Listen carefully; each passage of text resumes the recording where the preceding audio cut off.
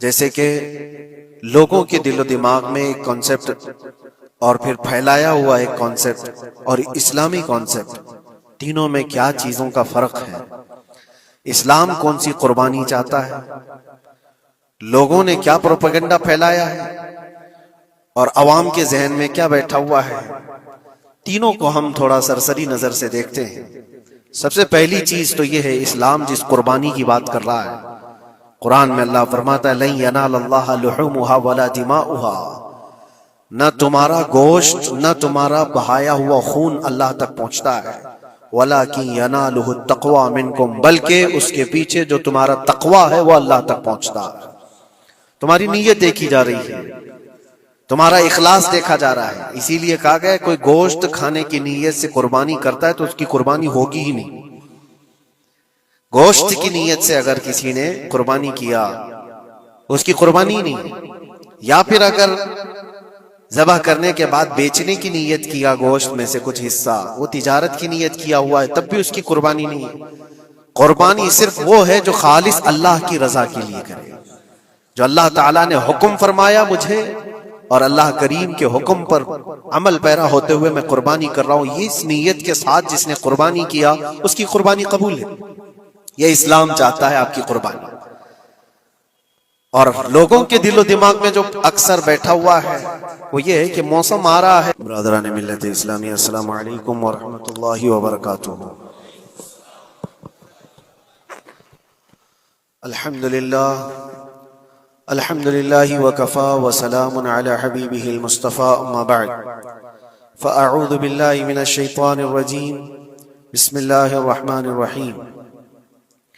لن ينال الله لحومها ولا دماؤها ولكن يناله التقوى منكم، صدق اللہ مولانا العظیم۔ بارگاہ رسالت مآب صلی اللہ علیہ وسلم میں درود پاک کا ہدیہ پیش کریں۔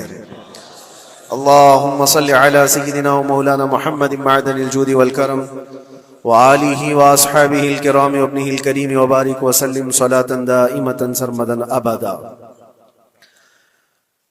مسلمانوں کے لیے اللہ عز و جل کی طرف سے دو عیدیں دی گئی ہیں، ایک رمضان المبارکہ کے روزے مکمل ہونے کے بعد اور دوسرے ذی الحجہ کی 10ویں کو، عشرہ ذی الحجہ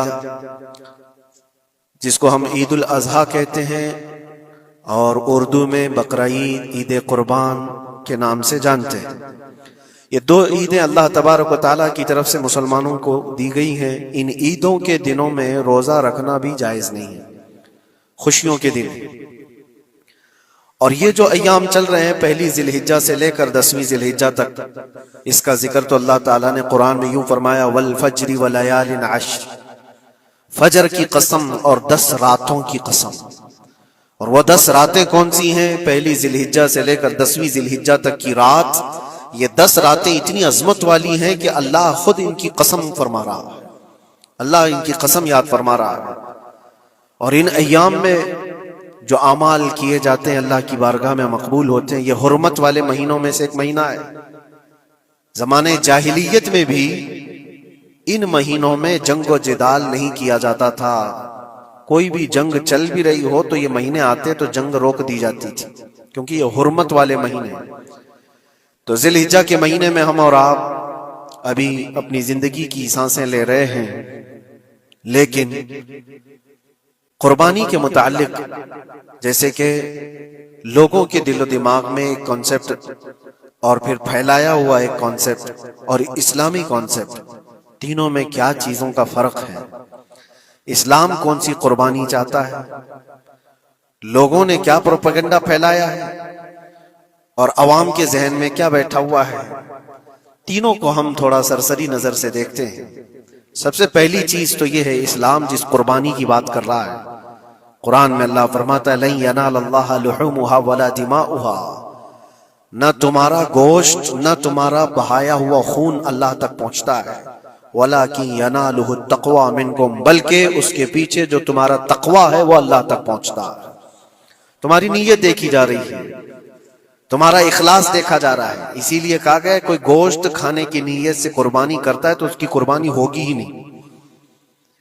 گوشت کی نیت سے اگر کسی نے قربانی کیا اس کی قربانی نہیں، یا پھر اگر ذبح کرنے کے بعد بیچنے کی نیت کیا گوشت میں سے کچھ حصہ، وہ تجارت کی نیت کیا ہوا ہے، تب بھی اس کی قربانی نہیں۔ قربانی صرف وہ ہے جو خالص اللہ کی رضا کے لیے کرے، جو اللہ تعالیٰ نے حکم فرمایا مجھے اور اللہ کریم کے حکم پر عمل پیرا ہوتے ہوئے میں قربانی کر رہا ہوں، یہ اس نیت کے ساتھ جس نے قربانی کیا اس کی قربانی قبول ہے۔ یہ اسلام چاہتا ہے آپ کی قربانی۔ اور لوگوں کے دل و دماغ میں جو اکثر بیٹھا ہوا ہے وہ یہ ہے کہ موسم آ رہا ہے، سب کر رہے ہیں تو ہم کو بھی کرنا چاہیے، اور کچھ لوگ فیشن کے طور پر، کچھ لوگ بچوں کی ضد پر قربانی کر گئے۔ یہ لوگوں کے ذہن و دماغ میں بیٹھا ہوا ہے۔ نہیں میرے عزیزو، جو مالک نصاب ہے اس پر قربانی واجب ہے، یہاں تک کہ اللہ کے نبی صلی اللہ علیہ وسلم نے ارشاد فرمایا استطاعت ہونے کے بعد، مالک نصاب ہونے کے بعد جس نے قربانی نہیں کیا، حضور فرماتے ہیں وہ ہماری عیدگاہ کے قریب بھی نہ آئے۔ حضور اکرم صلی اللہ علیہ وسلم فرماتے ہیں وہ ہماری عیدگاہ کے قریب نہ آئے۔ اس کے لیے دنیا میں یہ وعید ہے تو آخرت میں اس کا عذاب اور ہے۔ تیسری چیز جو پروپیگنڈا کیا پھیلا ہوا ہے قربانی کو لے کر، ایک بہت بڑا پروپیگنڈا ہے اسلام کے خلاف۔ کچھ بھی بات پھیلانے کے لیے لوگوں کو صرف ایک چھوٹی سی سوئی چاہیے کہ ان کا ایک پھیلایا ہوا یہ پروپیگنڈا کہ لاکھوں ہزاروں اینیملز اس میں کاٹ دیے جاتے ہیں، ذبح کر دیے جاتے ہیں، خون بہایا جاتا ہے، اس کا حاصل کیا ہوتا ہے؟ جیوت چیزوں کو مار دیا جاتا ہے۔ میرے عزیزوں، لوگ یہ باتیں تو صرف اور صرف اسلام کے خلاف کرنے کے لیے پھیلاتے ہیں، جبکہ میں آپ کو بتاؤں دنیا کے تقریباً مذاہب میں قربانی کا کانسیپٹ موجود ہے۔ اکثر دینوں میں وہ الگ الگ انداز ہے، کہیں بلی چڑھانا ہو گیا ہے، کہیں دیوتا کو کچھ پیش کرنا ہو گیا ہے۔ قربانی کا کئی جگہوں پر یہ کانسیپٹ موجود ہے، لیکن کوئی اپنے گریبان میں جھانکتا تھوڑی نہ، دوسرے کے گھر میں جھانکنے کی عادت زیادہ ہوتی ہے۔ اسلام کی قربانی لوگوں کو نظر آتی ہے کہ مسلمان جتنا پریکٹیکل ہے اپنے دین پر، دنیا میں کوئی بھی اپنے دین پر اتنا پریکٹیکل نہیں ہے۔ کوئی بھی اپنے دین پر اس طرح پابندی سے عمل کرنے والا ملتا نہیں۔ جلن اسی بات کی تو ہے کہ کوئی پوسٹر نہیں لگاتے، کوئی اعلان نہیں کرتے، اور جمعہ میں پوری صفیں ان کی بھری نظر آتی۔ کون تمہیں پرچار کر کے جمعہ میں بلاتا ہے؟ وہ خالق کائنات کی طرف سے تمہارا جو لگاؤ ہے، وہ جو تمہیں کھینچ کر گھروں سے مسجدوں میں لاتا ہے۔ فتنوں کا دور ہے، اس کے باوجود جمعہ میں کوئی بھی مسجد ایسی نہیں ہوگی جو خالی پڑی ہوئی۔ مسلمان آج کے دور میں بھی اپنے دین پر عمل پیرا ہے، اور یہ تکلیف کا سبب بن جاتا ہے دوسروں کے لیے۔ اسی طرح قربانی کے ایام آتے ہیں تو کچھ ماڈرن خیالات والوں کو لا کر کے ہمارے درمیان پیش کیا جاتا ہے۔ وہ ایسی میٹھی میٹھی باتوں کے ذریعے سے تمہیں لبھانے کی کوشش کریں۔ اتنے پیسے خرچہ کرنے کے، 40,000 کا 50,000 کا بکرا لینے سے بہتر ہے کسی غریب کو مدد کر دیا جائے، کسی کا گھر بنا دیا جائے، کسی کا راشن پہنچا دیا جائے۔ میاں وہ سال بھر ہم کرتے ہیں الحمدللہ، قربانی کے دنوں میں ہی کیوں؟ اللہ کے نبی صلی اللہ تعالی علیہ وسلم کی حدیث سن، حضور پاک صلی اللہ تعالی علیہ وسلم فرماتے ہیں قربانی کے دن، یعنی ذی الحجہ کی 10، 11 اور 12، یہ 3 دنوں کے اندر حضور فرماتے ہیں کوئی عمل دنیا میں قربانی سے زیادہ اہمیت اللہ کے نزدیک نہیں رکھتا۔ کوئی عمل اللہ کو اس سے زیادہ پیارا نہیں ہے قربانی۔ اور ایک بات میں آپ کو بتاؤں، لوگ ہمیں ظالم کی شکل میں پیش کرتے ہیں کہ کاٹ دیتے ہیں، ذبح کر دیتے ہیں۔ ہم اپنی مرضی سے اگر کاٹیں، اپنی خواہش کے لیے کاٹیں تو حرام ہے، اور جس نے خود جان ڈالا ہے اس کے حکم پر کاٹیں تو یہ حرام نہیں ہے، یہ اس کے حکم کی فرما برداری ہے۔ ایک بات یاد رکھو، جانور تو یہ بکرا ہو، بھینس ہو، اونٹ ہو، جن کی قربانیاں ہوتی ہیں یہ الگ۔ جو مچھلی کھاتے ہیں اس میں بھی اگر کوئی انٹرٹینمنٹ کے لیے شکار کرتا ہے کہ اپنی تفریح قلب کے لیے، تو اس مچھلی کا شکار کرنا بھی حرام ہے۔ ہاں، کھانے کی نیت ہے، تجارت کی نیت ہے، تو مقصد کے تحت اگر مچھلی پکڑ رہا ہے تو اس کے لیے جائز ہے۔ اسلام یوں ہی کسی چیز کی جان لینا اور خون بہانے کا حکم نہیں دیتا۔ اللہ تبارک و تعالیٰ کا حکم ہے، اور اس نے کائنات کو جس انداز سے بنایا ہے، ان جانوروں کو اللہ تعالیٰ نے ہمارے کھانے کے لیے بنایا ہے، جس کی وجہ سے یہ قربان کیے جاتے ہیں۔ اور اگر میں کہتا ہوں سارے جانوروں کی قربانی بند کر کے دیکھ لو، پھر جانور ہی رہیں گے، تمہارا رہنا مشکل ہو جائے گا۔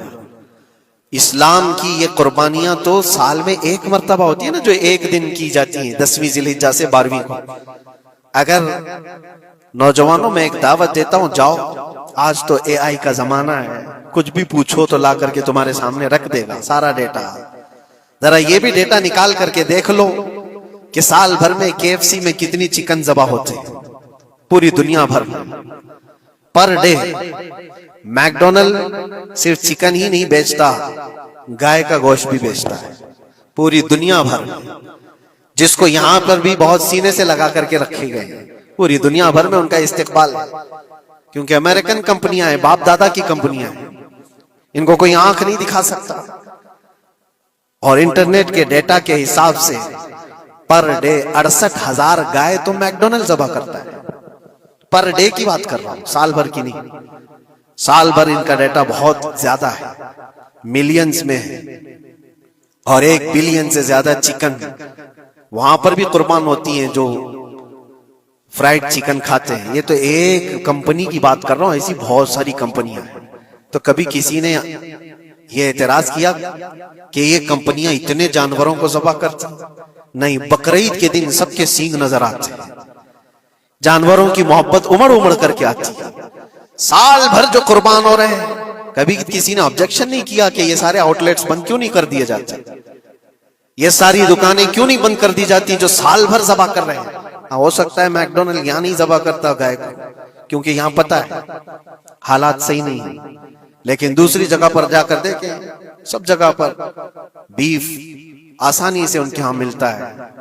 میں یہ باتیں صرف اور صرف یہ اس لیے کہہ رہا ہوں، پھیلایا ہوا پروپیگنڈا کیا ہے؟ جانوروں سے محبت یہ سکھائیں گے ہمیں؟ اللہ کے نبی صلی اللہ تعالی علیہ وسلم فرماتے ہیں، بنی اسرائیل کی ایک خاتون کو میں نے جہنم میں دیکھا۔ کس بنیاد پر؟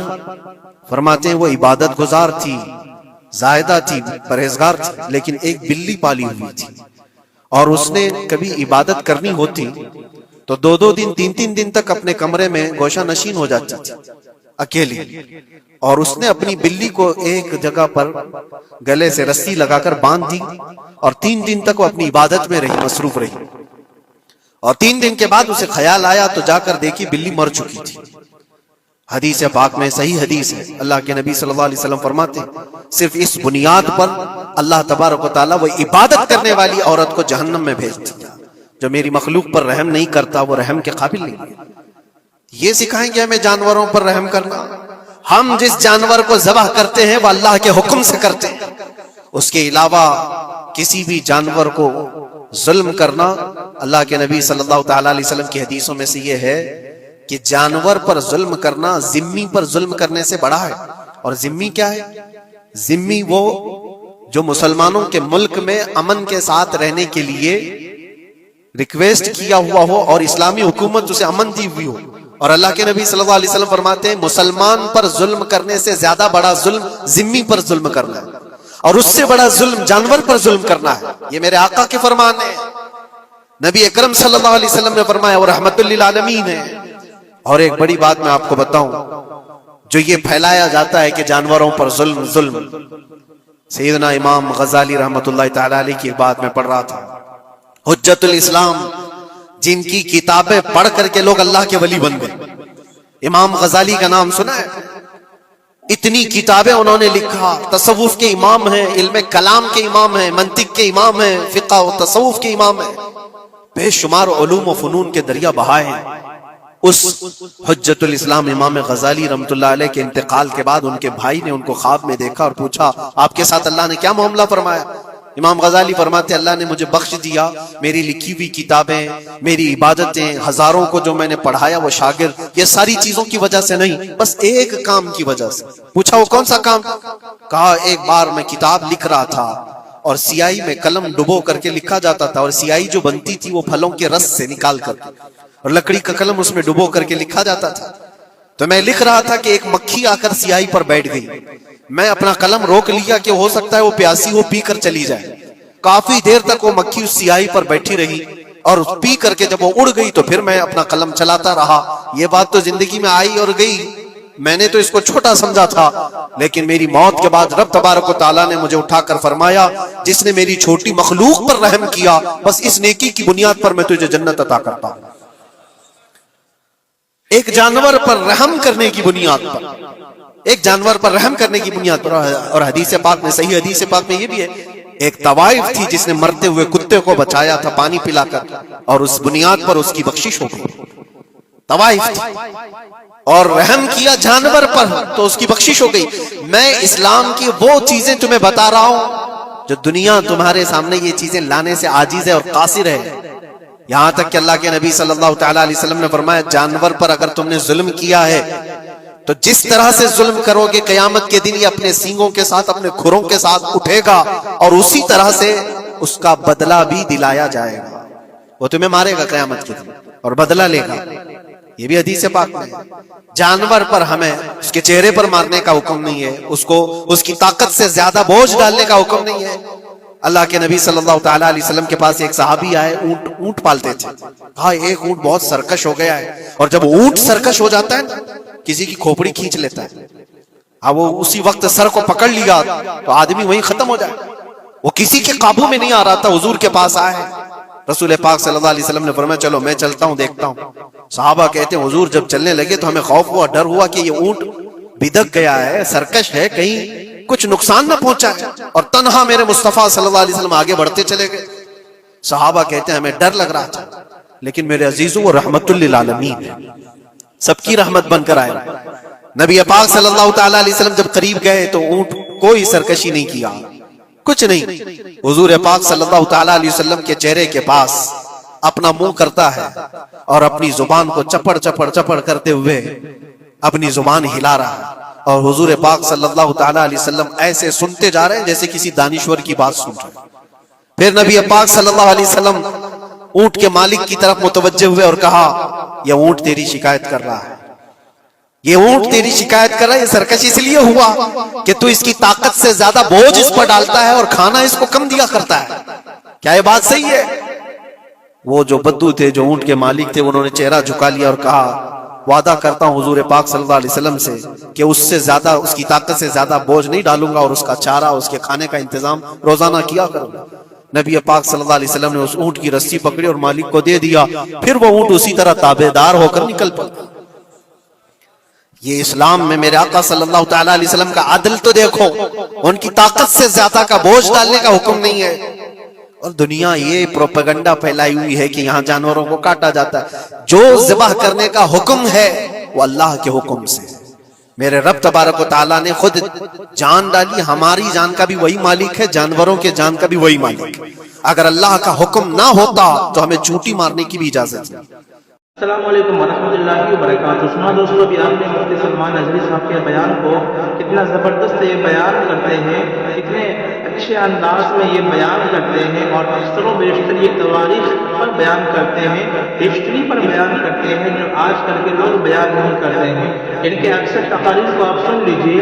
اکثر تقاریر میں آپ دیکھیں گے کہ یہ ہسٹری کو بیان کرتے ہیں. اسلامک جو ہسٹری رہی ہے، ہمارے جو اوصاف، ہمارے جو اسلاف رہے ہیں، ہمارے جو بزرگان دین رہے ہیں، ان کی زندگی کو بیان کرتے ہیں تاکہ آج کل کے نوجوان جو بھٹک رہے ہیں، جو غلط روش پر چل رہے ہیں، ان کی اوصاف کو دیکھ کر کے، ان کی سیرت کو دیکھ کر کے آج کل کے نوجوان کے اندر میں چینجنگ آ سکے. تو مفتی سلمان نظری صاحب آج کے وقت میں یہی کر رہے ہیں.